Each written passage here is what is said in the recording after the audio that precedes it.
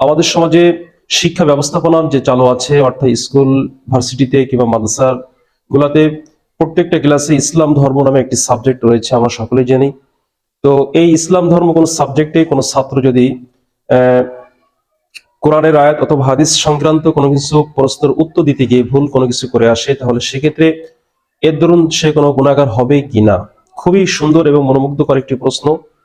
তো এই প্রশ্নের উত্তর বলা হয়েছে যে, যদি স্বেচ্ছায় কোনো কোরআনের আয়াত ভুল করে আসে বা হাদিসের কোনো ব্যাখ্যায় ভুল করে আসে কিংবা হাদিস লিখতে ভুল করে, তাহলে স্বেচ্ছায় করলে আল্লাহ নবী সাল্লাল্লাহু আলাইহি ওয়াসাল্লাম বলেছেন, যদি কোনো ব্যক্তি আমার নামে কোনো মিথ্যা বানোয়াটি ইত্যাদি এগুলো করে, তাহলে সে কেমন যেন তার স্থানকে সে জাহান্নাম বানিয়ে নিল।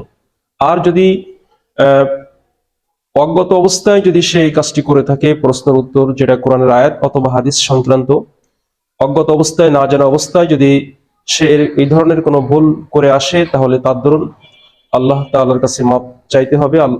আল্লাহ পাক রব্বুল আলামিন চাইলে তাকে মাফ করে দিবেন।